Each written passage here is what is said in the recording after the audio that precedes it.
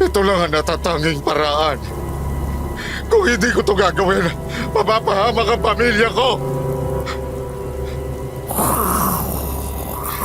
Hindi kayo nararapat sa mundo ng mga tao. Wag.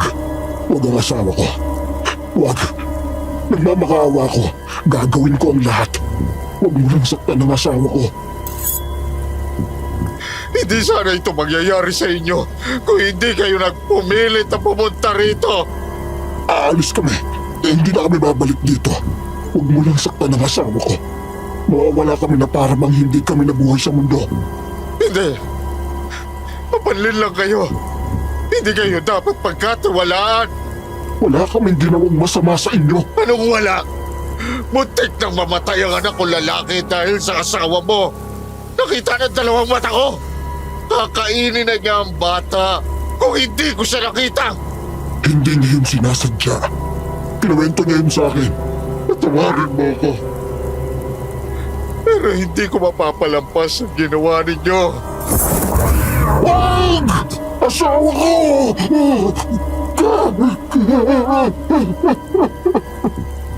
Hindi! Pinatay mo ang asawa ko! Sinusumpa ko ang ginawa mo. Mangyayari din sa buong pamilya mo. Tandaan mo ang mukhang ito. Pagsisisihan mo ang ginawa mo.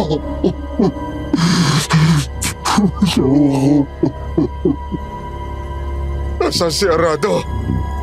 Papatayin kita! Papatayin kita!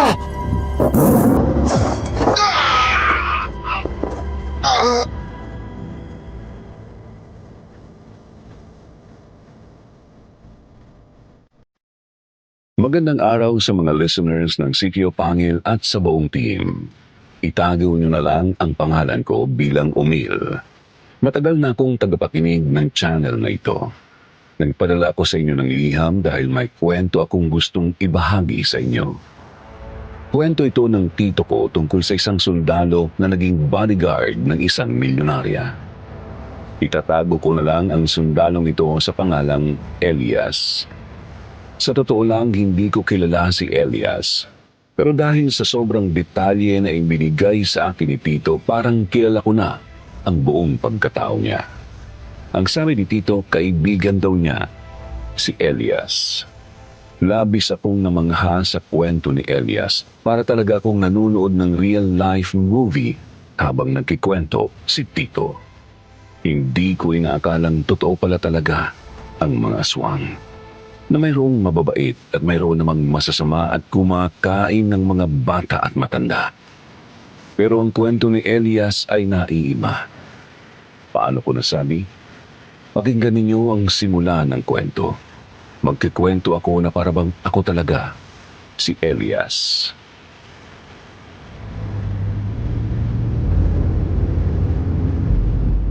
Yes, sir. Copy, sir. Kung siniswerte ka nga naman. Akala ko makakapagbakasyon na ako. Pero eto na naman ako, may pagsisilbihan na tao. Teka, anong meron dun? Ano ba? Bitiwan mo ako! Hindi mo ba kilala kung sino ang tatay ko? Parang may babaeng napag-initan na naman ang mga bugoy dito. Bakit naman kasi dumaan siya dito? Kung saan kakaunti lang ang mga bahay. Ano ba? Bitiwan mo ako!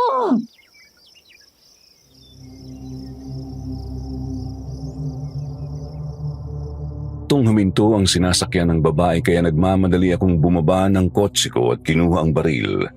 Dahan-dahan akong lumapit at nanlaki ang mata ko nang makitang nakatutok sa leeg ng babae ang isang matulis na kutsilyo na hawak ng lalaki. Itigil mo kung anong ginagawa mo. Aray sabi! Masakit nga! Bitiwan mo ako! Buong lakas niyang itinulak palayo ang lalaking nananakit sa kanya. Gulat itong napatingin sa akin at ako naman ang sinugod ng lalaki. Dahil sa bilis na gawa nitong kuhain ang baril na nasa kamay ko at itinutok sa akin.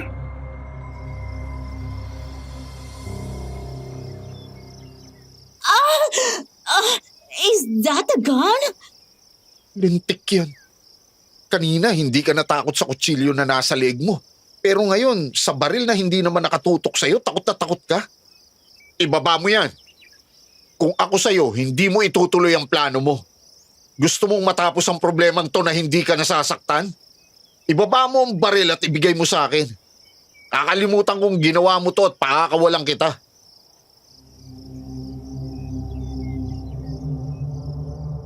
Hindi nakinig ang lalaki. Ikinasa niya ang baril kaya napaatras ako. Napatingin ako sa babae na halatang takot na. May dugo na sa kanyang leeg at parang hindi niya ito alam. Ipikit mo ang mata mo, miss. Ipuputok na sana ng lalaki ang baril ng kuhain ko sa kamay niya ito at idinapat sa kanya. Nanlaki ang mga mata niya at tatakbo na sana siya ng barilin ko ang kanang braso niya. Napaupo ito sa damuhan habang hinahawakan ng braso niyang sumisirit na ang dugo.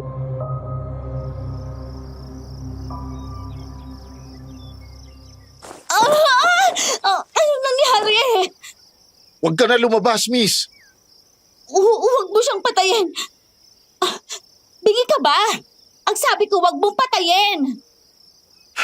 Umalis ka na. Magpasalamat kang hindi pa ito ang huling buhay mo sa mundo. Pero kapag magpakita ka pa ulit, makikita mo na si San Pedro.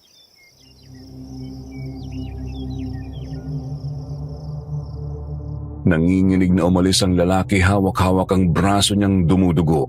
Halos maihipa ito dahil sa sobrang takot. Tumingin ako sa babaeng nag-aalalang nakatingin sa lalaking tumatakbo. Lumapit ako sa kanya at tinignan ang sugat niya sa leeg.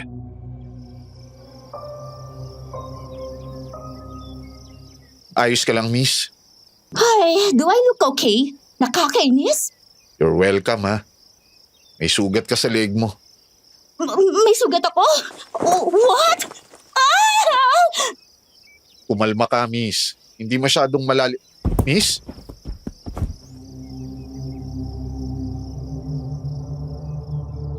Biglang nahimatay ang babae. Hindi ko alam kung saan ko siya dadalhin kaya minabuti ko na lang munang pahintuin ang pagdaloy ng dugo sa leeg niya. Hindi nagtagal naramdaman kong gumalaw siya at saktong tumama ang tingin niya sa akin.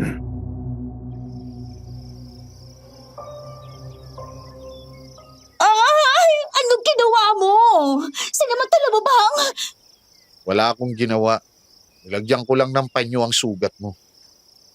Anong nangyari? Umuwi ka na. Huwag ka nang maglilibot dito. Delikado dito mag-isa, lalo na't babae ka. Hindi mo na ako kailangan sermonan. Eh di wag.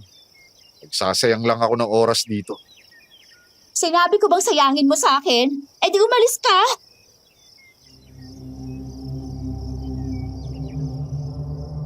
Tumalikod na lang ako at sumakay sa kotse ko. Naiiling kong tinignan na umandar na ang kotse niya at nauna sa akin. Napatingin ako sa cellphone ko. Napakaganda nga naman ang araw ko. Dito ang address ng bahay. Hindi naman pala malayo dito. Nagmaneho ulit ako papunta sa address na itinext sa akin. Pagkarating ko roon, agad akong sinalubong ng isang malaking bahay. Halos isigaw nito kung gaano kayaman ang nakatira roon. Gintong muebles, mamahaling sasakyan, bawat sulok ay kumikinang sa luho. Pagkapakilala ko, agad akong pinapasok ng gwardyang nakaabang sa labas. Paakyat pa lang ako sa hagdan papunta sa pintuan, nakakarinig na ako ng mga sigawan.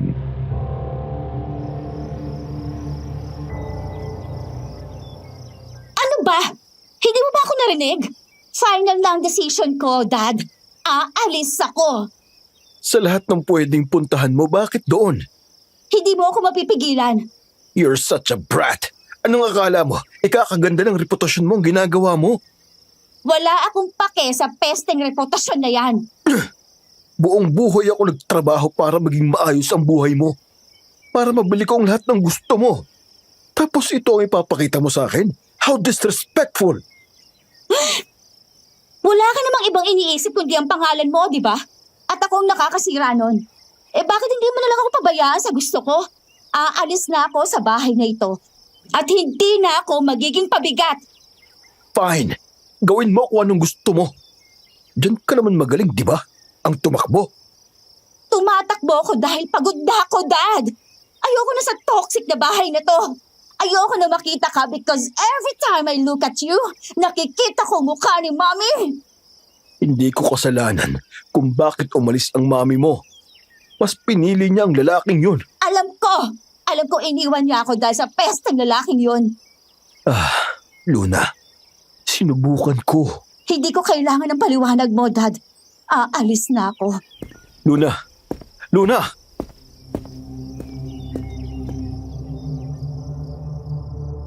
Narinig ko ang yapak ng anak ni Mr. Roland papunta sa taas. Kakatok pa lang sana ako nang saktong bumukas ang pintuan. Bumungad sa akin ang isang matandang babae na nagulat nang makita ko.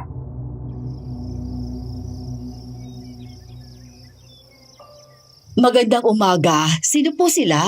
Magandang umaga po. Ako si Elias. Pinatawag ako dito ni Mr. Roland. Si Sir Roland. Ay, nandito po siya sa loob. Halik kayo. Pasok kayo. Maraming salamat po.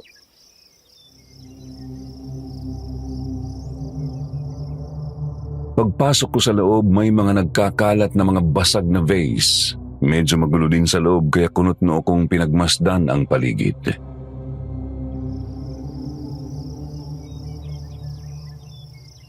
Pasensya ka na, iho. Nag-away na naman kasi ang mag-ama.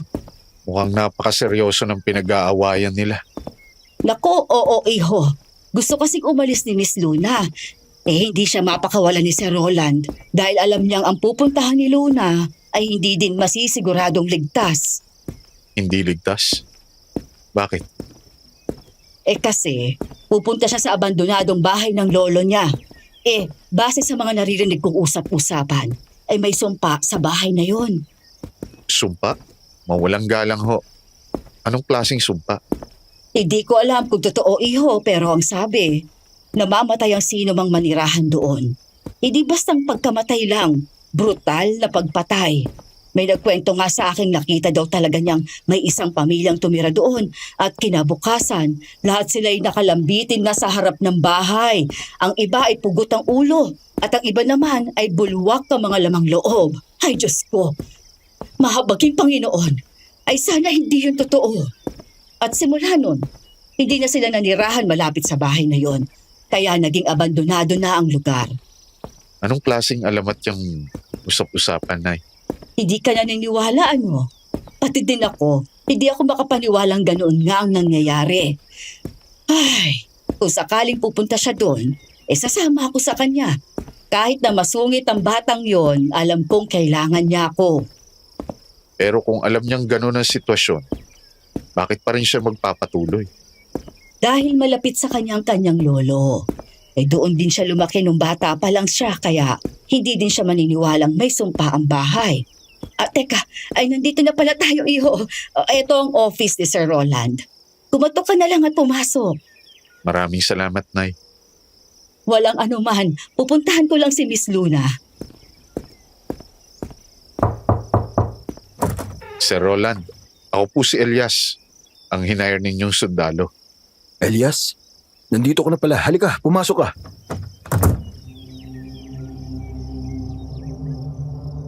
Pagkapasok ko, nakita ko siyang nakaupo sa malaking upuan habang nagyuyosi. May alak din sa maliit na lamesang nasa tabi niya. Sumaludo ako sa kanya.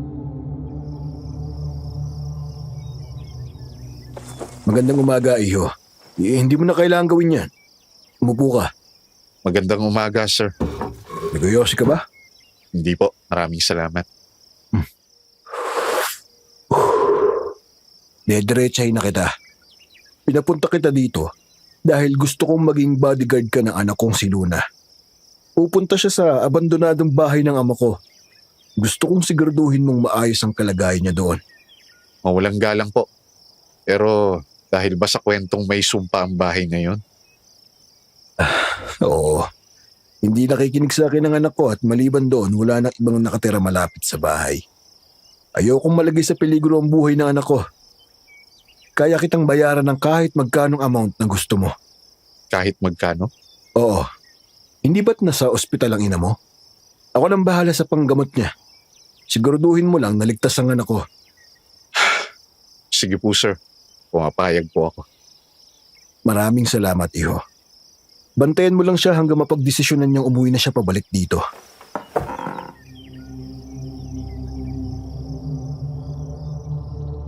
Tumango ako at kinamayan niya ako. Nakita ko sa mga mata niya ang pagkapawi ng pangamba. Tinapik niya ako sa balikat. Mukhang aalis na ang anak ko. Habulin mo siya. Opo sir, huwag kayong mag-alala. Hindi ko pababayaan ang anak ninyo. Nasa kamay mo ang kaligtasan niya, Elias. May tiwala ako sa'yo. Makakaasa po kayo.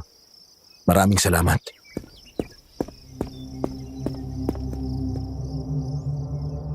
Tumakbo ako papunta sa kotse at agad na pinaandar ito. Medyo nakalayo na ang kotse ni Miss Luna kaya nagmamadali kong hinabol yun. Hindi nagtagal na habol ko na ang kotse. Mataman ko siyang sinundan. Napatingin ako sa langit. Maggagabi na kaya napahilot ako sa sentido ko.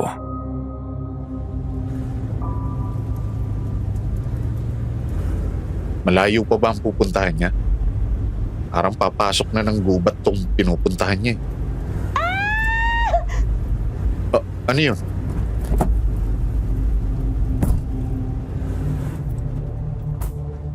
Huminto ang kotse ni Luna kaya huminto din ako. Dala ang baril at flashlight pumunta ako sa kotse niya.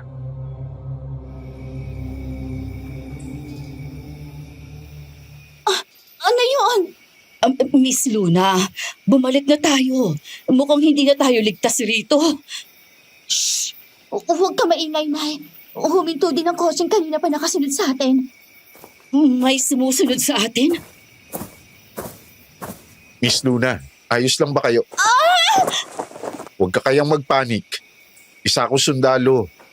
Pinasunod ako sa iyo ni Sir Roland. Ni Daddy? Sundalo?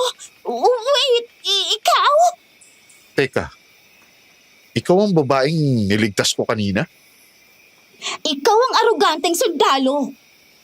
Ang liit nga naman ng mundo. Hindi ko kailangan ng tulong mo.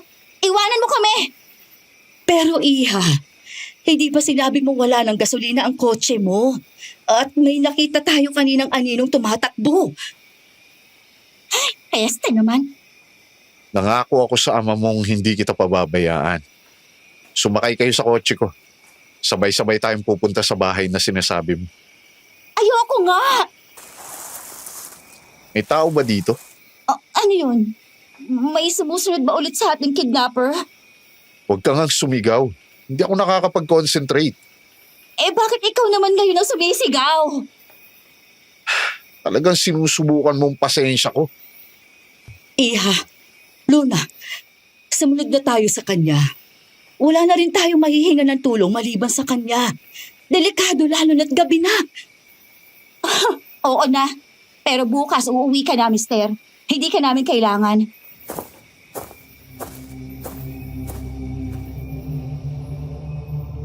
Nakita kong tinignan niya ako ng masama bago pumunta sa kotse ko. Papasok na sana siya nang napahinto siya at tumingin sa may paanan niya. Kunot-noo ko siyang nilapitan. Natamaan ang mukha niya ng flashlight ko kaya nakita kong nanginginig siya sa takot.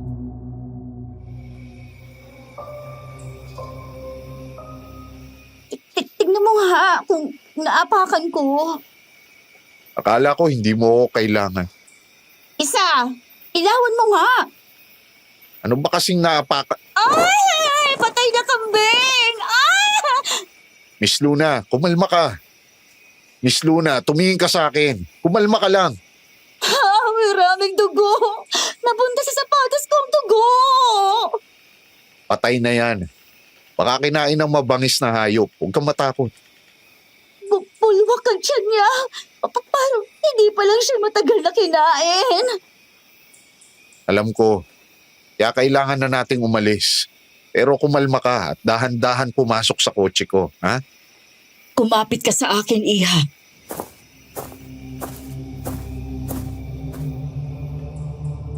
Nanginginig na tumango si Luna sa kakinuhang kamay ng matanda. Inalalayan ko siyang pumasok.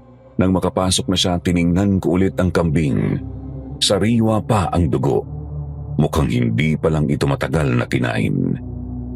Tumingin ako sa paligid. Mamang sundalo, halika na. Pumasok na ako sa kotse nang wala akong nakitang tao sa paligid. Habang nagmamaneho ako, napansin ko ang pagkatulala ni Luna.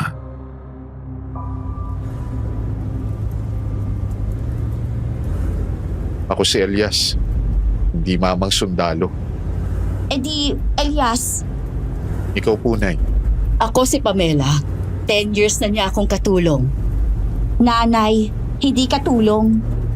Luna, saan tayo pupunta? Matagal pa ba? Hindi na, malapit na. Yun oh, yung malaking bahay na yan. Napakalaking bahay. Kakaibang aura. Parang nakakapangilabot. Isang sundalo, natatakot. Natural lang matakot. Anong akala mo sa amin? Porkit sundalo, walang emosyon. May sinabi ba akong ganon? Pinaintindi ko lang sa iyo ang sinabi mo. Hindi ako grade 1 para turuan mo. Kumalma ka, Elias. Kaya mo to.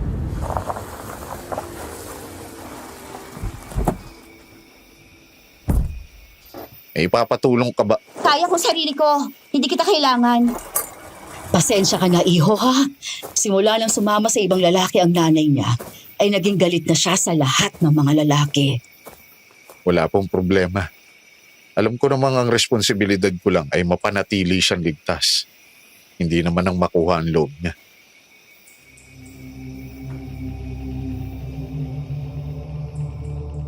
Ngumiti sa akin si Nanay Pamela sa kasumunod kay Luna.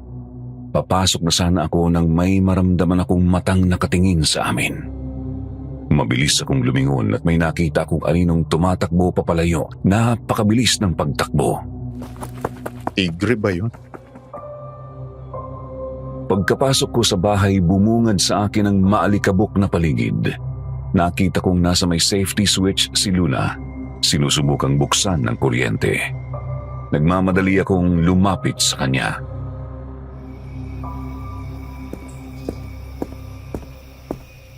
Ako na. Baka makuryente ka. Anong ginagawa mo dito? Inutusan ba kitang tulungan mo ko? Hindi mo ako katulong. Pero inutusan akong panatilihing ligtas ka. Ako na dyan.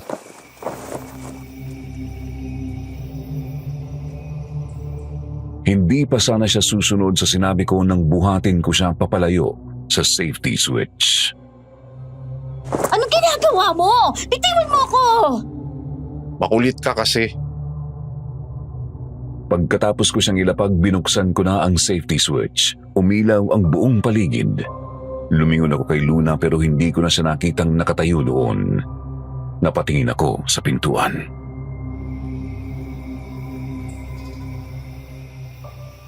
Sinarado ko yun pagpasok ko ha. Nanay Pamela, patulong po ako rito. Sinong pumasok? Nasa loob naman yung dalawa. O binuksan lang ng hang. Anong ginagawa mo dyan? Ikaw ba ang nagbukas ng pintuan? Hindi pa ako lumalapit sa pintuan na yan simula nang pumasok ako, no? Kung may nararamdaman kang kakaiba, tawagin mo lang ako. Inuulit ko, hindi kita kakailanganin.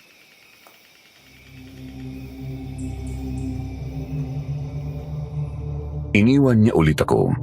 Napabuntong hininga na lang ako saka ako umupo sa sofa.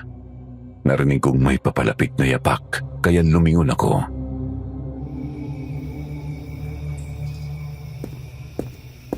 Eto, iho, may kumot. Ayaw mo bang isa sa mga kwarto dito ka matulog? Hindi na po. Mas madali ako makakarespondi sa inyo kung nandito ako. Matulog na po kayo. Mukhang pagod na din kayo. Sige, iho. Maraming salamat. Sana hindi ka sumuko kay Miss Luna. Mabait na bata naman yun. Huwag po kayong mag-alala, Nay. Hindi ko siya pababayaan.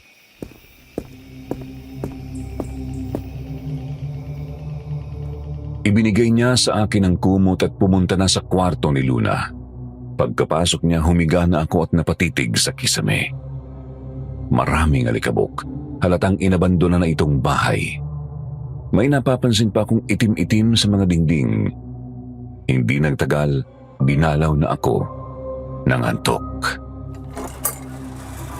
Naalimpungatan ako nang may narinig akong parang bumubukas ang gate sa labas. Nahihilo akong tumayo sa katinignan kung anong meron sa labas. Dumungaw ako sa bintana. Kinusot ko ang mata ko. Wala akong nakitang kahit ano. Ano yun? Parang may kinakain na hayop. Hindi ko makita kung ano ang nasa harapan mula sa bintana kaya wala akong choice kundi tingnan mula sa likod kung anong meron. Dahan-daan kong binuksan ng pintuan. Bumungad sa akin ang malamig na hangin pero hindi yun ang kumuha ng atensyon ko. Isang hugis ng tao ang nakita ko. Puno ito ng dugo habang kinakain ang patay na hayop. Ang balat nito ay parang naaagnas na. Nanlaki ang mata ko at agad na hinanap ang baril ko.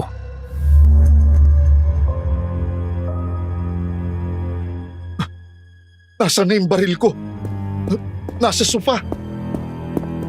Teka, nasaan na yung nilalang na yun? Anong klaseng nilalang ang nakita ko? Isa ba yung aswang?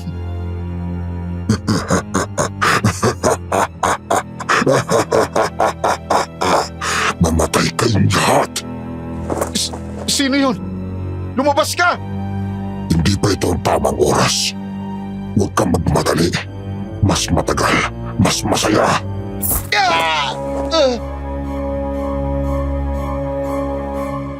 Napahawak ako sa paa ko nang may maramdaman akong matulis na bagay na tumusok doon. Napaluhod ako sa sakit at nakita kong may maliit na kahoy na nakatusok sa paa ko. Sumirit ang dugo doon. Asan ka? Patikim ko pa lang yan. Ito naman ang sunod. Bago pa man ako makagalaw, may mabilis na nilalang na lumapit sa akin dala ang malaking kahoy. Sa sobrang bilis na pangyayari naramdaman ko na lang na may matigas na bagay na tumama sa likod ng ulo ko kaya nahilo ako. Bumagsak ang katawan ko. Nanlalabo ang mata kong tumingin sa nilalang na nasa harapan ko. Aswang! Simula pa lang ng kalbaryo ninyo. Nagsisimula pa lang ako. Luna! Luna! Anong nangyari? Bakit ka nga sa harapan ng pintuan natutulog? Aray! Oh, ano nangyari sa paa mo?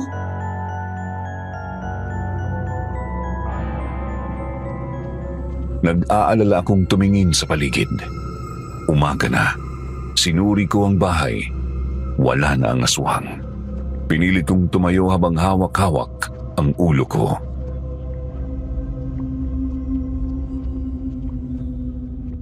Napakalikot mo naman matulog. Nasugatan ka pa? May aswang dito, Luna. Kailangan nating umalis. Anong aswang? Nanaginip ka ba kagabi habang nag-i-sleepwalking ka? Hindi! Totoo! Etong mga sugat ko. Dahil sa aswang. Anong akala mo matatakot mo ako sa mga sinasabi mo? Bahay to ng lolo ko at alam kong safe ako dito. At anong aswang? Hello? Wala na yun ngayon? Pakinig ka! Nakita mismo ng dalawang mata ko ang aswang. Kailangan na nating umalis dito. Ikaw ang umalis. Duwag ka naman pala eh. Naturingan ka pang sundalo. Anong pinag-aawayan ninyo? Iho! Elias! Ano nangyari? May sugat ka sa ulo! Nabagok yata ang ulo niyan eh. Dahil sa likot ng pagkakatulog. Nakita kong nasa pintuan na yan kanina, no? Sinabi ko nga... Blah blah, nakakairita ka. Huh? Nay, may pagkain na ba? Oo, Iha, kumain ka na. Halika iyo, gagamutin natin yung sugat mo. Gusto ko mawala ang stress ko kaya pumunta ako dito eh. Pero dahil sa sundalong yan, nasira ang plano ko. Huwag mong pansinin ang sinasabi ni Luna. Halika na, umupo ka. Ayos lang po, Nay. Dumudugo pa ang ulo mo. Hayaan mo na ako. Ano ba kasi ang nangyari? Alam kong hindi ka agad maniniwala, Nay. Pero may aswang akong nakita kagabi. Aswang? Opo. Yun yata ang aswang na sinasabi ninyong pumatay noon sa mga taong naninirahan dito. Kailangan na nating umalis dito kung ganon. Opo, Nay. Delikado dito. Pero mukhang mahihirapan tayong kumbinsihin si Luna. Ako ang bahala sa kanya. Sinasabi ko na nga bang hindi ligtas dito. Huwag kayong mag-alala, Nay. Walang mangyayaring masama.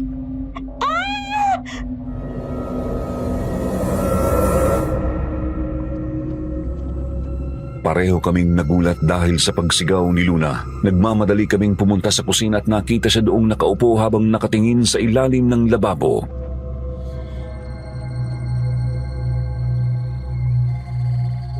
May patay na hayop dito!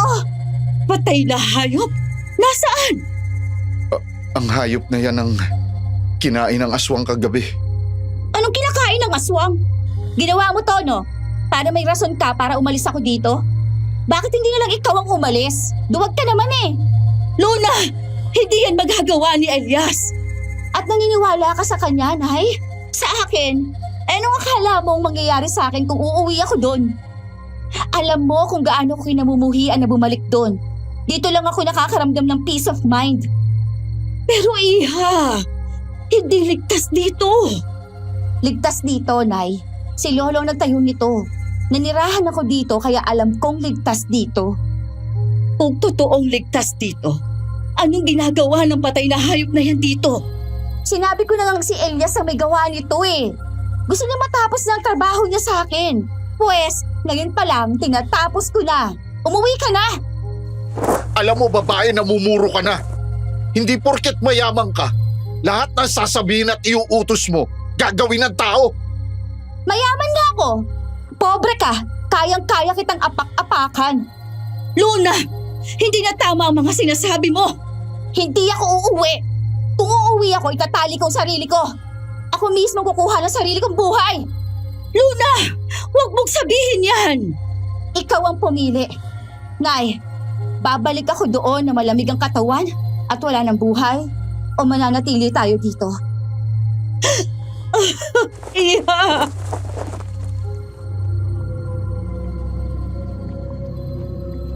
Hindi na niya hinintay ang sasabihin ni Nanay Pamela. Umalis na siya at pumunta sa kwarto niya. Napaupo si Nanay Pamela habang umiiyak. Hindi ko alam kung anong mararamdaman ko. Alam kong may choice akong iwanan sila dito pero pinanata kong habang nasa serbisyo ako, gagawin ko ang lahat para iligtas ang mga sibilyan.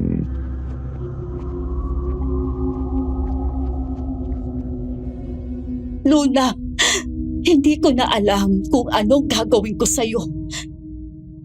Nay, huwag ka mag-alala. Walang masamang mangyayari sa inyo. Nandito ako. Hindi ka aalis? Hindi ako aalis hanggat hindi ko kayo kasama. Puntahan mo si Luna. Ako na ang bahala dito. Maraming salamat, Iho.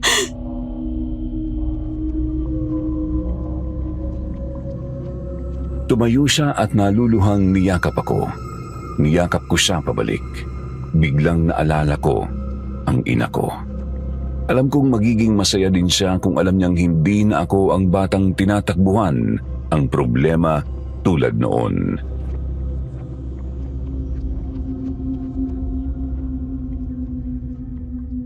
Hindi ko kayo iiwan, Nay. Hanggat hindi pa ready si Luna umalis dito, sisiguruhin kong magiging maayos ang kalagayan niyo. Maraming salamat, Iho. Gabayan ka ng Panginoon. Ngumiti ako at pumunta na siya sa kwarto ni Luna. Tinignan ko ang patay na hayop. Bulwak ang tiyan nito na parang kinain talaga ng isang aswang. Kung napunta dito ang kinakain niya, ibig sabihin nakapasok na ang aswang. At iniwan niya ito dito dahil gusto niyang magbigay ng babala. Kung akala mo natatakot ako sa iyo, nagkakamali ka. Inilagay ko sa malaking plastik ang hayop at itinapon sa likod ng bahay. Pagkahagis ko ng plastik, halos madulas ako nang may makita akong bungo ng tao.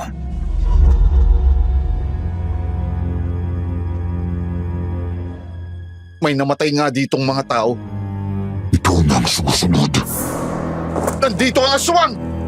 Luna! Nanay Pamela! Isarado ninyo ang lahat ng pinto! Ano naman bang sinisigaw mo? Isarado mo ang pinto at bintana! Nasa labas ang aswang! Nananakot ka na naman ba? Isarado mo na! Halatang nagulat siya sa pagsigaw ko kaya napagalaw siya. Sinarado niya ang bintana at ako din. Tumulong na din sa amin si Nanay Pamela.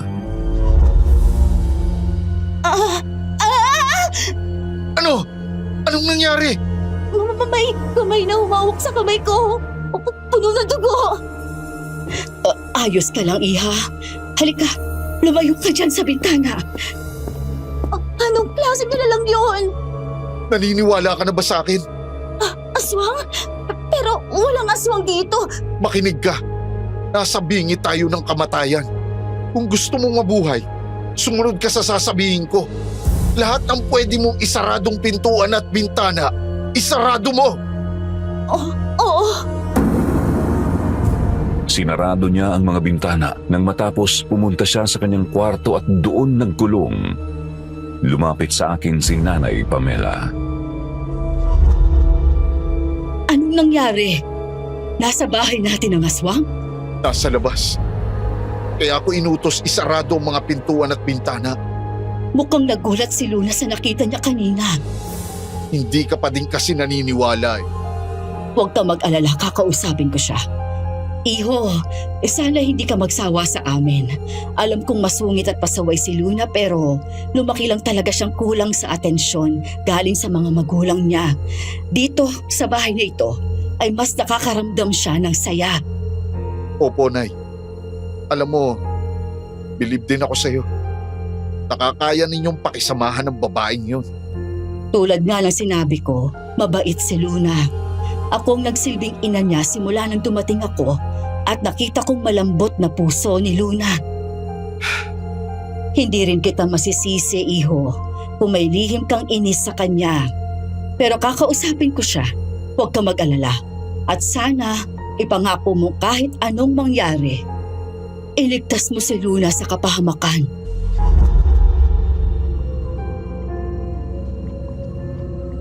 Tumango ako at pumunta sa sala para kuhain ang baril ko.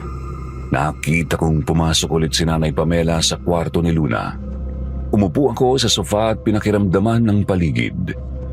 Hindi ko alam kung bakit kahit umaga nagpapakita ang aswang.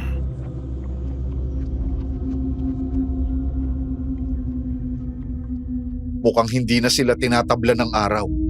O dahil hindi masyadong tinatamaan ng araw ang lugar na to dahil sa matataas na puno. Kung ano man ang rason, isa lang ang sisiguraduhin ko. Mauuna siyang mawawala sa mundong to bago sa akin. Ano yun? Luna!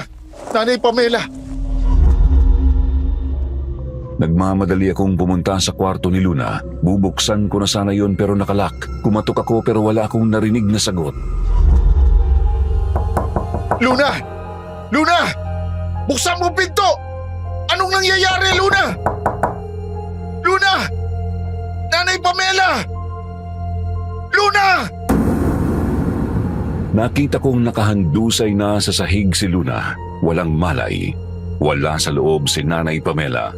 Lumapit ako sa kanya at binuhat siya habang ginigising. Luna! Anong nangyari? Teka, dugo! Pinalo siya sa ulo! Natataranta kong kumuha ng panyo at pinigilan ang pagdaloy ng dugo. Hindi ko alam kung ano ang uunahin ko. Wala sa paligid si Nanay Pamela at kinakabahan ako. Ayokong isipin pero malaki ang posibilidad na ang may gawa nito ay ang aswang.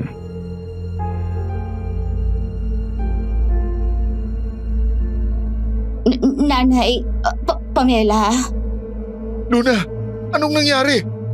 Nasaan si Nanay Pamela? Si Nanay, kinuha ng aswang. Ano? Kinakausap ako ni Nanay nang may makita siyang tao sa may bintana. Hindi ko alam na bukas ang bintana. Nakapasok ang aswang. Si Nanay. Ang nanay ko. Shh! Hahanapin natin siya. Kailangan nating gamutin ang sugat mo. Wala akong paki sa sugat ko. Kailangan ko makita si nanay. Luna!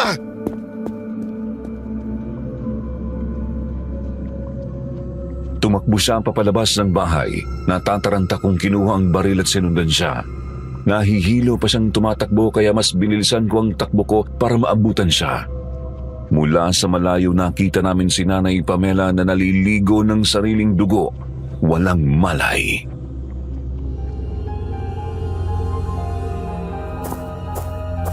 Nanay! Nanay! Luna! Wag! Masyadong delikado! Hawak siya ng aswang! Wala akong paki. Ililigtas ko si nanay. Kailangan niya ako. Hindi!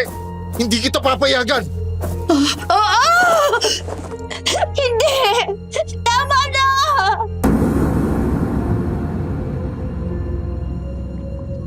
Nakita namin na may tumutusok na matulis na kuko sa leeg ni Nanay Pamela. Napaluhod si Luna dahil sa sobrang panghihina. Sumirit ang dugo ni Nanay Pamela. Wala na akong sinayang na oras. Itinutok ko ang baril sa aswang. Nang pinaputok ko na ito, nagulat ako nang mapansing walang bala ang baril.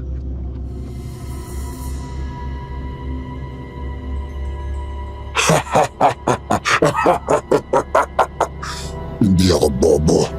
Tignan ninyo kung paano ko patayin ang matanda ito. Wag! Please, wag! Alam mo, mas natutuwa kung makikita kang miserable. Tama. Maging miserable ka. Sisihin mo ang sarili mo dahil sa pagkamatay ng nanay mo. Hindi! Nanay, please, iligtas mo siya. I'm sorry, Luna. Pero kailangan kong gawin to. Anong ginagawa mo? Bakit mo ako hinihila papasok ng bahay? Elias, bitiwan mo nga ako! Tulungan natin si nanay! Wala tayong laban. Kailangan kitang iligtas. Kailangan ka rin ni nanay! I'm sorry. Pero ito lang ang magagawa ko ngayon. Mabigat ang dibdib kong hinila papasok si Luna. Naramdaman ko ang pagsuntok niya pero hindi ko yun ininda. Pinili kong hinila siya papasok hanggang maisarado ko ang pintuan. Bigla kong naalala ang bulong ni Nanay Pamela. Sinabi ng iligtas ko, si Luna.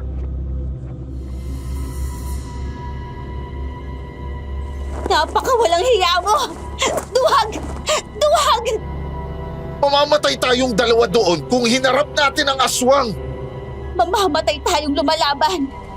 Naturingan kang sundalo pero duwag ka! Wala kang alam. Alam ko na ang lahat! Duwag ka! Walang silbi! Tumahimik ka. Buhay ka pa naman, di ba? Niligtas kita. So ano gusto mo? Magpasalamat pa ako sa'yo? Ang kapal naman ng mukha mo! Luna, hindi ganun. Pinatay mong nag-iisa kong kaagapay sa buhay. Sana, ikaw na lang ang namatay. Luna! Luna!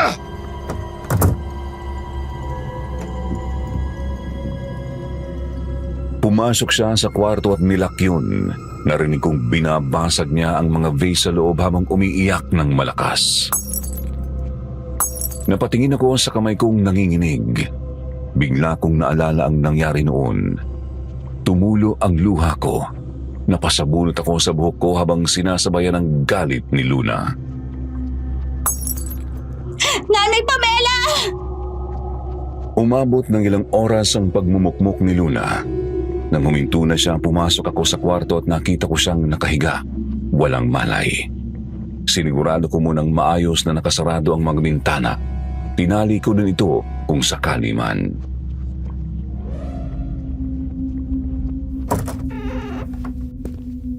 Nanay...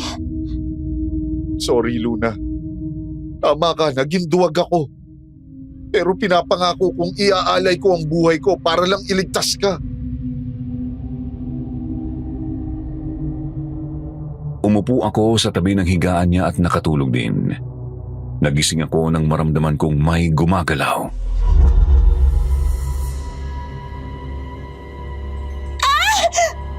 Luna, anong ginagawa mo? Ibaba mo ang kutsilyo! Ikaw dapat na mamatay! Hindi si nanay! Luna! Ah! Ah! Napahiyaw ako sa sakit ng tumama ang kutsilyo sa braso ko. Nanlaki ang mata niya nang makita niyang dumaloy ang dugo sa braso ko para siyang natauhan. Ang galit sa mga mata niya ay napalitan ng pag-aalala.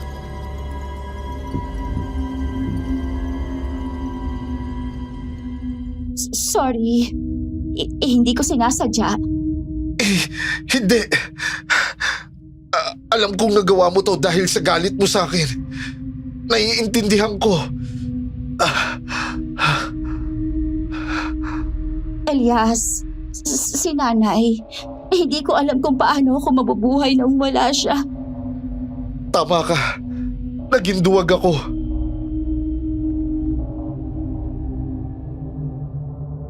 Kinuha ko ang nakaturok na kutsilyo sa balikat ko. Napapikit ako dahil sa sobrang sakit. Tumingin ako sa kanya. Nakita ko ang maamo niyang ekspresyon. Mapait akong napangiti. Doon ko napagtanto na tama ang sinabi ni Nanay Pamela. May malambot na personality. Si Luna.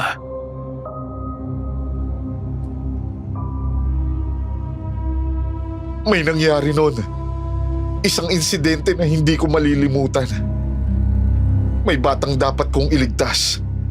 Pero tulad ng sitwasyon kanina, ang magulang ng bata ay nasa bingit din ng kamatayan. Sinubukan kong iligtas silang dalawa. Pero ang nangyari, pareho silang namatay.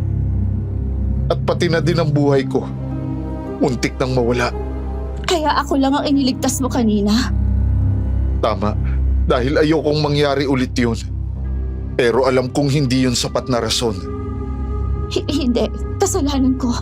I was in denial kasi hindi ko tanggap na dahil sa akin namatay si Nanay Pamela. Luna, wag mo yan sabihin. Hindi, Elias. Ako may kasalanan. Kung hindi ako nagpapilit na pumunta dito, hindi ito mangyayari. Wala ako nagawang tama. Makinig ka sa akin. Marami kang napagdaanan. Hindi mo dapat sisihin ang sarili mo. Alam mo bang kaya mahalaga sa akin si Nanay Pamela? Dahil siyang nagparamdam sa akin kung paano maging isang anak. Siya ang pumahid sa mga luha ko. Siya ang nagbabantay sa akin kapag nagkakasakit ako. Kaya hindi ko matatanggap na hindi ko siya nailigtas. Patawarin mo ko, Luna. Hindi ako naging matapang. Hindi ko alam kung ayos lang o tinatanggap ko na ang lahat. Masyadong mabilis ang pangyayari. Teka, ang sugat mo, kailangan niyang gamutin. Ayos lang ako. Wala to. Nadala ka lang ng emosyon mo kanina. Hindi, kailangan nating gamutin niyang sugat.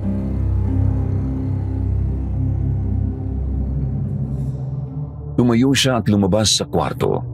Sumunod naman ako kaagad sa kanya. Habang sinusuri ko ang paligid, may nararamdaman akong kakaiba kaya mas naging alerto ako.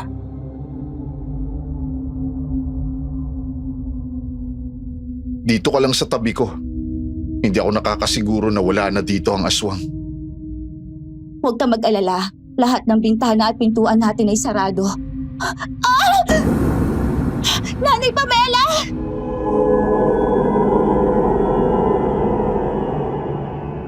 Nagulat kaming dalawa nang bumungad sa aming harapan si Nanay Pamela na bulwak ang lamang loob habang nakatali ang leeg niya sa kisame. Napaluhod si Luna habang umiiyak habang ako naman ay pinagmamasdan ang karumaldumal na hinantungan ni Nanay. Hinawakan ko sa balikat si Luna.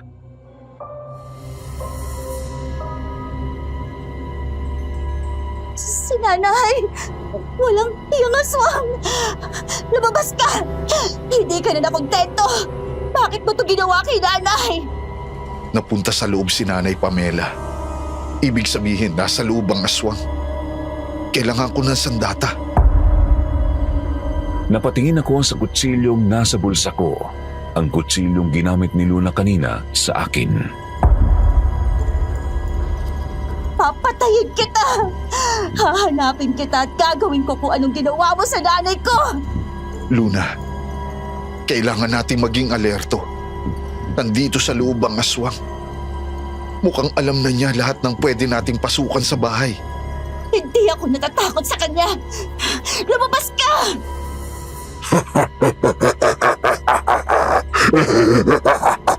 Nakakatuwa talagang makita kang nagkaganyan. Luna, Tumingala kami at nakita namin sa may sulok ang aswang. Pula ang mga mata nito at ang naaagnas nitong katawan ay naliligo ng dugo.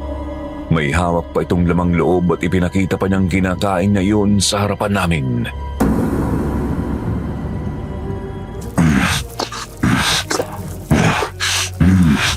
matagal na akong hindi nakakain ulit ng tao.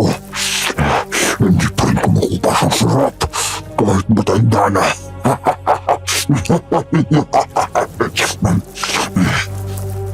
Lumabas ka dyan! Akala mo natatakot ako sa'yo! Hindi mo kailangan matakot sa akin. Kamatayan ang dapat mong katakutan. Dahil sa susunod na mga oras, ikaw naman ang sisigaw dahil sa sakit. At sisiguraduhin kong hindi mo makakalimutan ang sakit kahit mamatay ka pa. Huwag kang lalapit doon, Luna! Itiwan mo ako, ano ba? Hindi ito ang tamang oras! Alam mo ang kaya niyang gawin. Kailangan natin maging handa! At ikaw makisig na sundalo. Sigurado ka bang matatalo ninyo ako dahil handa kayo? Tumingala ulit ako kung nasaan ang aswang at nagulat ako nang wala na ito doon. Nakaramdam ako ng labis na kaba habang hinahanap ang aswang. Elias! Sa likod mo! Nagulat ako sa naging pagsigaw ni Luna. Hindi ako agad nakagalaw kaya hinawi niya ako sanhi para ang matulis na bakal ay tumama sa paa niya imbis na sa akin. Luna! Puno ng galit kong hinarap ang aswang. Halatang hindi niya inaasahan ang galaw ni Luna kaya kinuha ko ang pagkakataong yon para saksakin ang ulo niya gamit ang kutsilyo. Sumirit ang itim na dugo ng aswang. Nanlilisik ang mata niyang tumingin sa akin. Akala ko kakalabanin niya ako pero kinuha lang niya ang kutsilyo sa ulo niya at tumalon palabas ng bahay.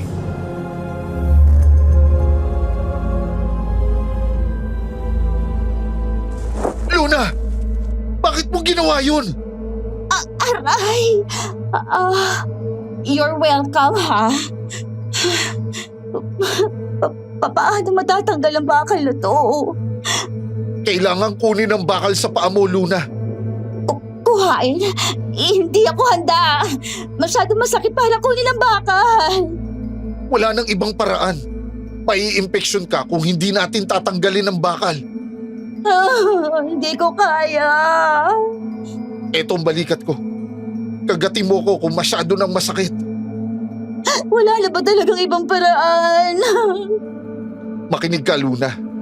Matapang kang babae. Wala lang ito sa'yo. Alam kong makakaya mo to. Hindi ako sundalong tulad mo. Teka, masakit.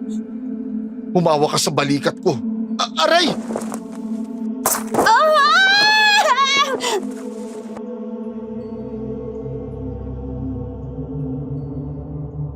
Tumalsik ang dugo mula sa paa ni Luna pagkakuha ko ng bakal. Muntik na siyang mahimatay dahil sa sakit. Agad akong kumuha ng malinis na panyo at itinali sa sugat ni Luna para huminto ang pagdurugo.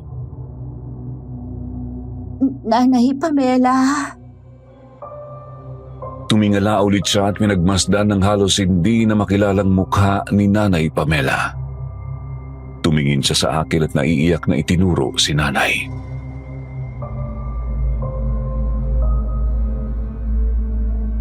Pwede mo ba siyang ibaba? Ayoko makita si nanay na ganyan. Oo naman. Umupo ka dito. At eto ang kutsilyo. Kung sakaling bumalik ang aswang. Subukan lang niya. Hindi na siya lalabas sa bahay na to ng buhay. Napabuntong hininga ako at tinanggal ang pagkakabitay ni Nanay Pamela. Inihiga ko siya sa sahig. Agad namang niyakap ni Luna si Nanay Pamela.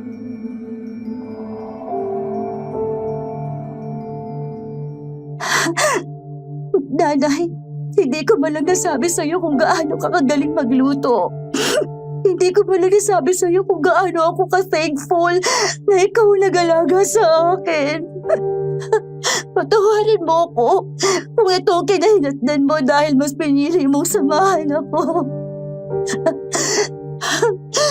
At maraming salamat, Nay, sa lahat. Gagawin ko ang lahat, Nay, para maabot ang hustisya ng pagkamatay mo. Gabi na, Luna. Kinakailangan na nating umalis dito. Ano? Aalis? Hindi ako papayag.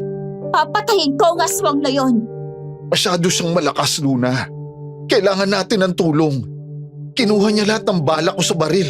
Pero si Nanay Pamela, Babalikan natin siya. Pangako. Babalikan ko ang bangkay ni Nanay Pamela. Nanay Pamela, kailangan naming umalis.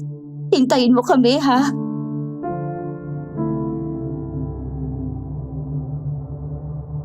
Sa huling pagkakataon, hinalikan niya si Nanay Pamela sa noo at inalalayan ko na siya palabas ng bahay. Pumunta agad kami sa kotse at pinaandar ko na yon nang maramdaman kong may kakaiba sa gulong ng kotse. Dumungaw ako sa bintana.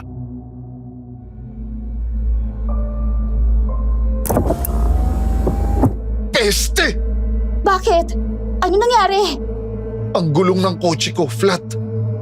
Parang may bumutas. Alam ko nga may gawa nun ay ang aswang na yon. Hindi lang siya basta aswang. Matalino siyang aswang. At alam lahat ng tungkol sa mga tao. Anong gagawin natin? Kailangan natin bumalik sa bahay mo.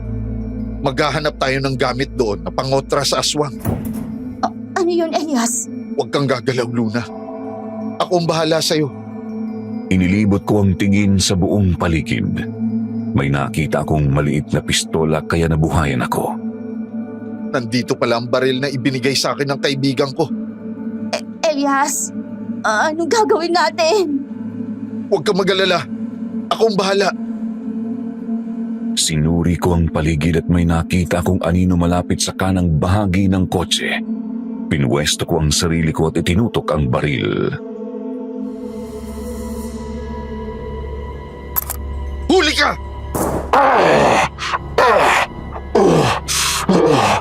Natamaan ko ang aswang. Kailangan na natin pumasok sa bahay.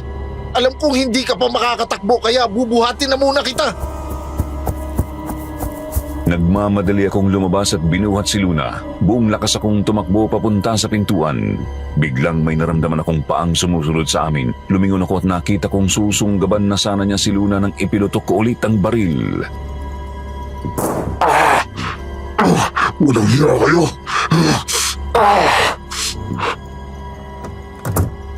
Saktong isinarado ko ng pintuan bago pa man niya kami maabutan. Lumingon ako kay Luna na kinakabahan na din. Dala pa din ang kutsilong ibinigay ko kanina. Alam niya kung nasaan ang kwarto mo kaya kailangan nating magtago sa ibang kwarto.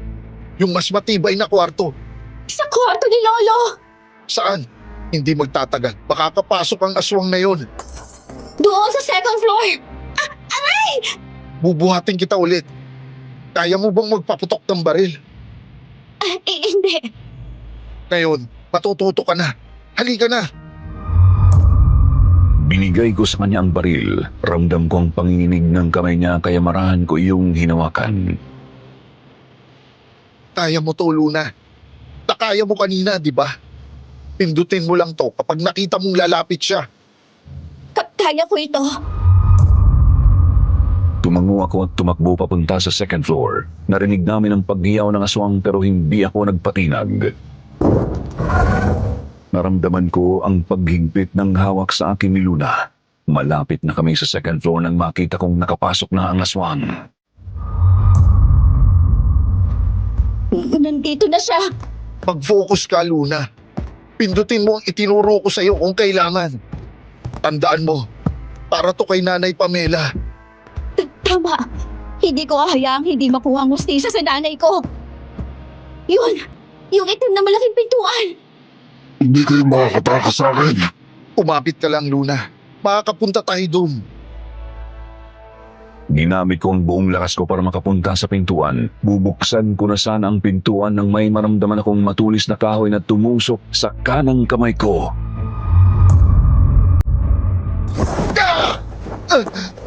Aray! Anong nangyari? Ang kamay mo, Elias! Huwag ka mag-alala. Makakapasok na tayo. Ginagawa niya to para maabutan niya tayo. Nakikita ko na siya! Tulad ng itinuro ko sa iyo, Luna. Gawin mo! Habang unti-unti kong binubuksan ang kwarto, nakita kong itinutok ni Luna ang baril sa aswang. Nakita namin ang mga mata nitong puno ng galit. Dahan-dahan itong tumakbo hanggang sa bumilis sa pagtakbo. Para kay Nanay Pamela. Natamaan ni Luna sa kanang braso ang aswang. Saktong bumukas ang pintuan. Hinila ko papasok si Luna bago pa man kami mahabol ng aswang. Akala ninyo, makakatakas kayo sa akin. Hindi kayo makakalabas dito. Mukhang matibay nga ang kwartong ito dahil kahit na kailang malalakas na kalampagan aswang, hindi ito nasira ang pintuan. Umalis na ang aswang. Nagawa ko! Natamaan ko ang aswang! Nagawa mo nga. Ang kamay mo! Wala to. Alam mo na ngayon kung paano gumamit ng baril. Hindi pa yun sapat. Gusto kong paulanan siya ng bala. Kung marami tayong baril, magagawa natin. Pero teka, paano mo nalaman na ito ang matibay na kwarto? Dito ako nakatira sa bahay noong bata pa ako. Naalala kong sinabi sa akin noon ni Lolo na ang kwartong ito ay ginawang espesyal. Hindi ito basta-basta nasisira dahil marami daw siyang mahalagang bagay sa loob. Nasabi pa nga niya sa akin na fireproof itong kwarto. Anong mahalagang bagay ang tinutukoy niya para gumawa siya ng ganito katibay na kwarto? Hindi ko din alam. Basta bata pa ako noon. Alam mo ba, hindi pa din mawala sa isipan ko ang tanong na kanina ko pa gusto masagot. Anong tanong? Bakit sa bahay ninyo naninirahan ng aswang? May nakwento sa akin si Nanay Pamela. May mga nakatira pa malapit sa bahay ninyo noon. At nakita nilang ang lahat ng dumadalaw o naninirahan sa bahay ninyo ay namamatay. Dahil pala ito sa aswang. Pero bakit? Oo nga. Hindi ako naniniwala noon na totoong mga kwentong tulad noon kasi wala namang naging kaaway ang lolo ko. O baka ito lang ang gustong bahay ng aswang? Kaya ayaw niyang may pumupunta dito? Hindi, napakababaw ng rason. Pero kung tama ang hinala ko, papaalisin niya lang tayo dito sa bahay niyo. Hindi niya tayo papatayin. Ang sinasabi mo ba may kinalaman ng lolo o pamilya ko rito? Hindi ako sigurado pero may posibilidad. Kahit ang tatay mo'y posibleng alam ang katotohanan kaya pinababantayan ka niya. Pero ano? Anong atraso ng lolo ko o ng pamilya ko sa aswang na yon? Baka nandito ang sagot. Hanapin natin. Sige, dito ako sa baba. Masakit ang paa ko kaya hindi ako makakagalaw ng maayos. Walang problema. Sabihan mo lang ako kung may nahanap ka.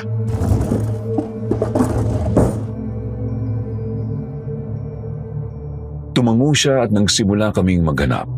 Halos kalahating oras na pero wala pa kaming nakikita. Puro papeles ng kumpanya lang ang nakikita namin. Hanggang sa may nakita akong kumikinang na mahabang box.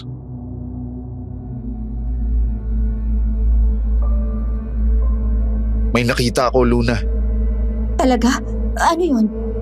Eto. Parang may sandatang nakalagay dito.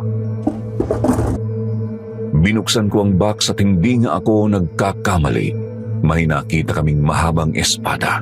Halatang makaluma ito dahil sa ganda ng ukit sa hawakan nito pero mapapansin na napakatalas pa rin ng blade ng espada.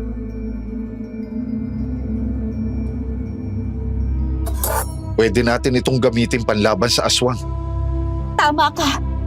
Teka, ano to? Litrato ni Lolo.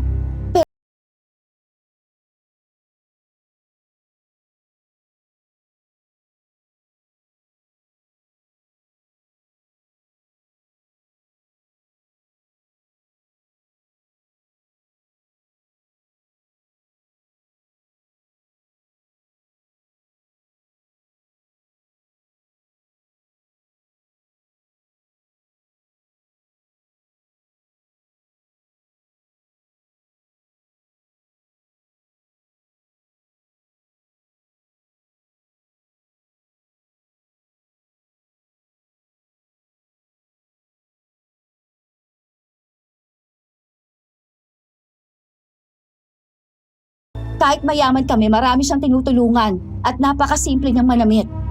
Hindi ko alam kung bakit.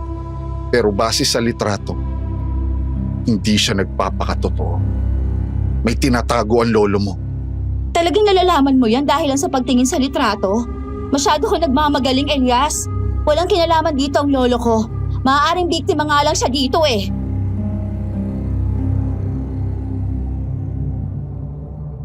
Napahinto ako.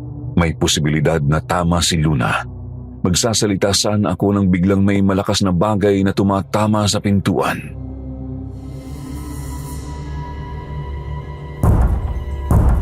Anong nangyayari? Parang hindi tayo tatantanan ng aswang na yan. Maghanda ka. Dito ka sa likod ko. Nanguna ako. Ramdam ko ang panginginig sa kalamnan ko pero hindi ko yun ininda. Inantay ko ang pagbukas ng pintuan. Mahigpit kong hinawakan ang espada. Sige, pumasok ka lang. Aswang ka. Uhaw ka na talaga, no? Bumungad sa amin ang aswang na may hawak na malaking kahoy. Nanlilisik ang mga mata niyang tumingin sa buong kwarto.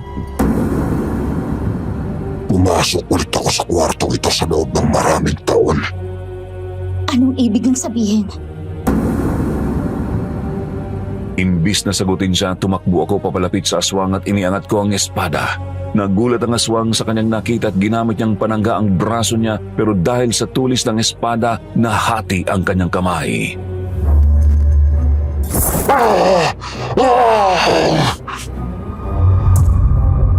Aatake sana ulit ako nang ginamit niya ang isa niyang kamay at inihampas sa akin ang kahoy. Napaubo ako ng dugo kasabay ng pagtalsik ko papunta sa kinatatayuan ni Luna. Luna! Ayos ka lang ba?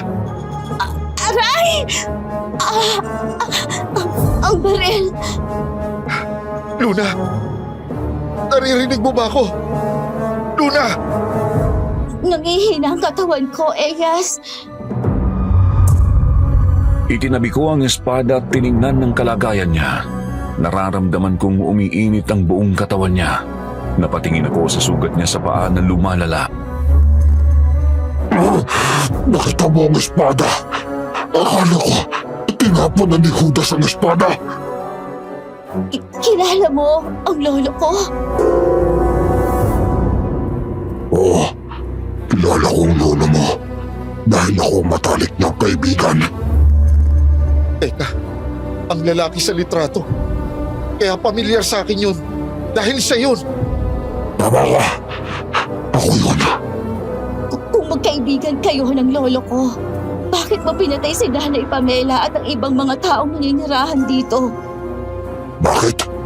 Bakit? Dahil pinatay niya ang asawa ko. Pinatay niya ang nag-iisang katuwang sa buhay. Maaaring pinatay niya dahil alam niyang gagawin mo to. Mga mamamatay kayo ng tao. Hindi. Nagmakaawa ako. Hindi kami kumakain ng tao noon. Pero dahil sa isang pagkakamali, dahil ang akala ng lolo mo na kinain ng asawa ko ang tatay mo, pinatay niya ang asawa ko. Ako lang ang nakaligtas sa aming dalawa. At simula noon, isinumpa akong papatayin ko din kayong lahat. Bakit hindi na lang ako ang pinatay mo kaagad? Ako naman pala ang pakay mo. Bakit mo pa sinama si Nanay Pamela? Para malaman mo kung ano ang pakiramdam ng mawalan ng mahal sa buhay. At para malaman mo na hindi madali na makitang patay na ang kaagapay mo sa buhay. Ano? Anong pakiramdam? Walang hiya ka! Hindi mo na sana idinamay sa kasamaan mo si Nanay Pamela! Wala siyang ginawa sa'yo! Hindi ko siya pamilya! Huli na. Patay na ang nanay mo. At ngayon, ang lalaki namang ito. Pagkatapos niyang sabihin yun, itinapon niya sa amin ang kahoy. Agad kong niyakap si Luna kaya sa likod ko tumama ang kahoy. Halos maramdaman ko ang pagkabali ng mga buto ko dahil sa lakas.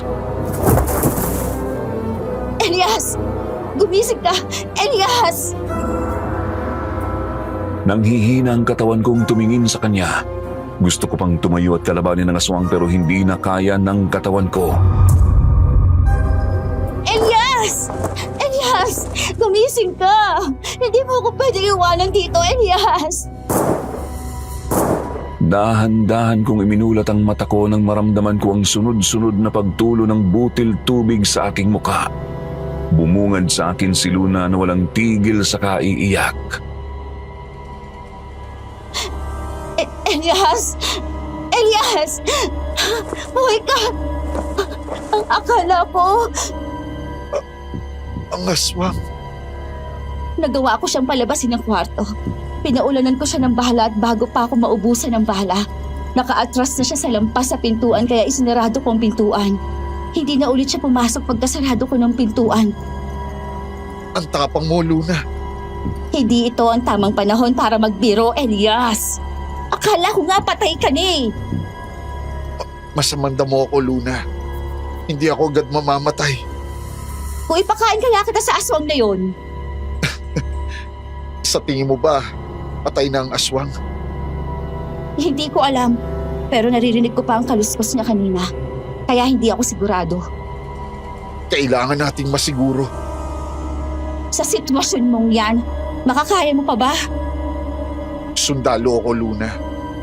I was trained to be a strong man. Sige ha, huwag mo kong hahawakan. Siyempre, kailangan ko pa din ng alalay mo. Aray! Yan na nga bang sinasabi ko eh. Pero paano kung buhay pa siya? Anong gagawin natin? Wala na akong bala. Ako na ang bahala. Kinuha ko ang espada at mahigpit yung hinawakan. Tumingin ako kay Luna at nakita ang labis ng pag-aalala sa akin. Ngumiti ako. Pilit na binibigyan siya ng assurance na magiging maayos ang lahat. Pagbilang ko ng 3, buksan mo ang pintuan. Sigurado ka ba dyan sa plano mo? Wala nang ibang paraan, Luna. Kung hihintayin nating lumakas ang aswang, hindi tayo mabubuhay dito. Ano pwede ko magawa? Hawakan mo ang kutsilyo at kung kailangan, gamitin mo tulad ng kung paano mo ginamit sa akin. Sige. 1, 2. Buksan mo na! Binuksan na niya ang pintuan. Agad akong sumulong at ang inaasahan kong paglalaban namin ng aswang ay hindi nangyari. Sa sulok, nakita kong nakaupo na ang aswang. Naliligo siya sa sarili niyang dugo. Ang dibdib niya ay may umaagos na dugo. Mukhang natamaan ni Luna ang aswang sa dibdib. Luna, napuruhan mo ang aswang. Talaga? Tinignan niya ang aswang. Medyo humihinga pa ito pero mahina na. Tumingala siya sa amin. Hindi pa rin nawawala ang mapupulang mata ng aswang. Ito na ang katapusan mo. Alam ko. Ramdam ko na. Pinagsisisihan mo ba ang lahat ng ginawa mo? Lahat ng pinatay mong walang kamuwang-muwang kung bakit mo sila pinatay? Ako? Hindi ako nagsisisi. Kailanman, hindi ko pinagsisisihan ang ginawa ko.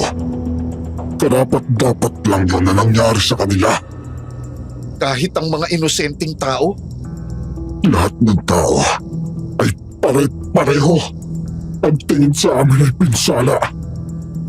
Hindi ba umatay ka ng maraming tao? Yun ay pagkatapos patay ng asawa ko. Nagpagkaawa ako. Lumuhod ako. Pagdala akong talikuran ng lahi ko. Yung ginawa niya pa din. Ang batalik kong kaibigan. Ang pinagkakatiwalaan ko. Sinaksa ako sa likod. Pero hindi kailanman pwede magsama ang aswang at tao.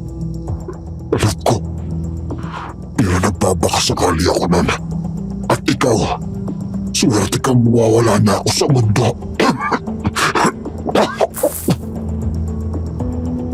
Sumuka siya ng dugo. May mga nasamang lamang loob na kinain niya kanina. Nakatayo lang kami doon. Pinagmamasdan ng bawat galaw ng aswang. Tandaan ninyo, ang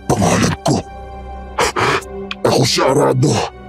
At hanggat nabubuhay pa ako, gagawin ko ang lahat para mamatay ka.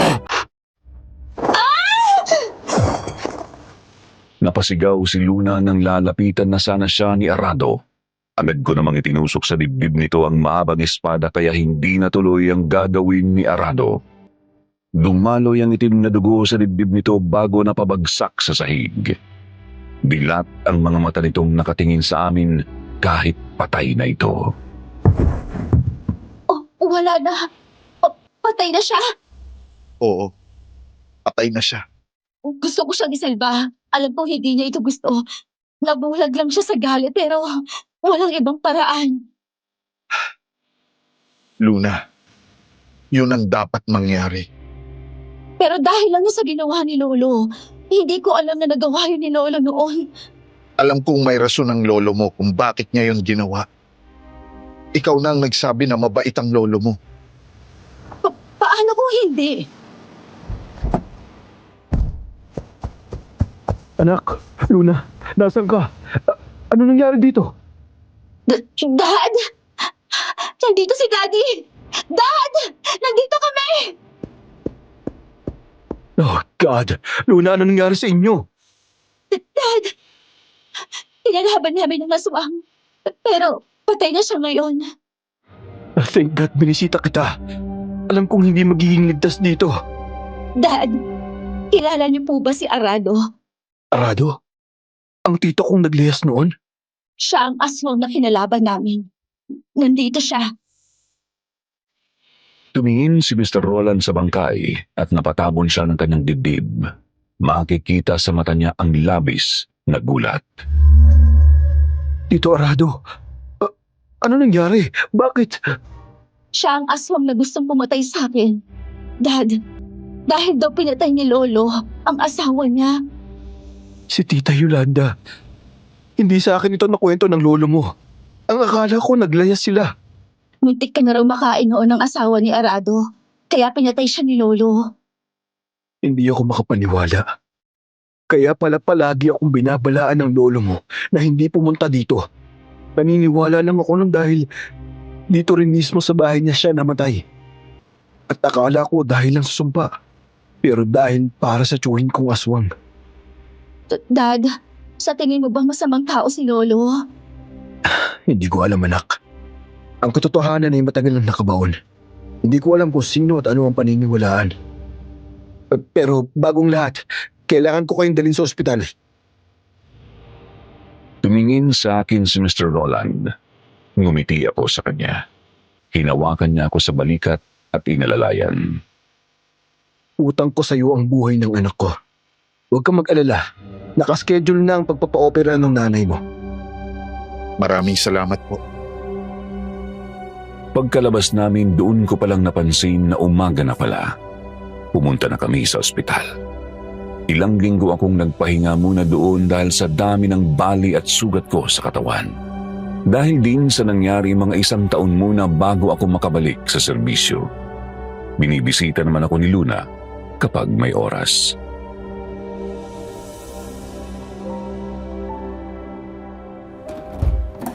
Gising ka na pala.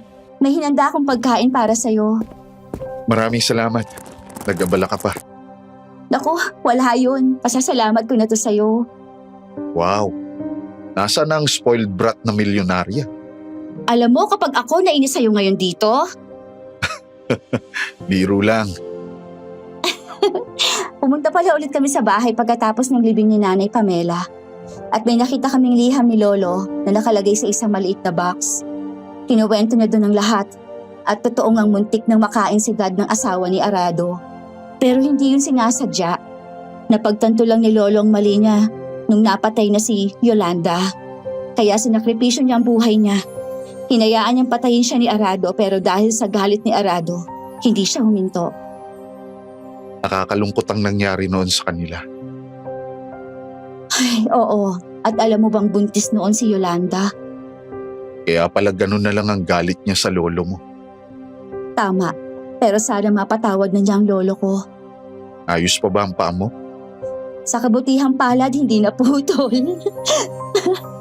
Maraming salamat sa lahat, Elias, ha? Alam kong hindi ako naging mabuti sa'yo, pero maraming salamat dahil hindi mo ko pinabayaan. Walang anuman. Pasensya na din sa nangyari kay Nanay Pamela. Wala kang kasalanan. Hindi mo yung sinasadya. Nakwento mo rin sa akin ang dahilan kaya ayos lang. Dad! Mama,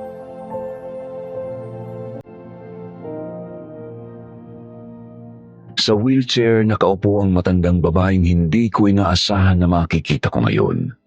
Malakas na siya at maaliwalas na ang kanyang mukha. Tumayo ako kaagad kahit na masakit pa ang katawan ko para yakapin siya. Mama, magaling ka na. Wala na sa pahamak ang mama mo. Ligtas na siya. Maraming salamat po, sir. Hindi ko po makakalimutan ang ginawa niyo sa mama ko. Wala nga naman. Hindi yun masusukat ang sakripisyo mo para sa anak ko. Ako ang dapat magpasalamat. Tinapik ako sa balikat ni Mr. Roland at umalis na. Tumingin ako kay Luna na kangiting nakatingin sa amin. Masaya kong hinawakan ang kamay niya habang nakayakap pa din kay Mama. Maraming salamat.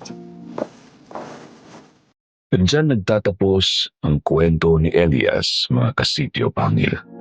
Habang sinusulat ko ito, hindi ko din maiwasang madala ng emosyon ko.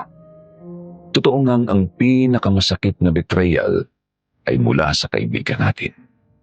Hindi man ito sinasadya o sinadya, parehong masakit pa din. Nakwento sa akin ng tito ko na si Elias ay bumalik na ngayon sa serbisyo. Kung tinatanong niyo kung nagkatuluyan sila ni Luna, hindi ko alam. Pero naway nagustuhan ninyo ang kwentong ipinadala ko. Hindi man ito sarili kong kwento, may natutunan naman ako. Hindi lang puro takot at tense.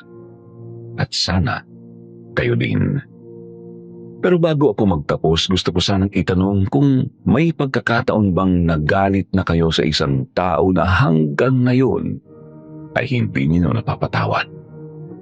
Bakit? Mag-comment po kayo at babasahin ko. Muli, maraming salamat sa lahat ng nakinig. Ako po si Omil, nagpapaalam.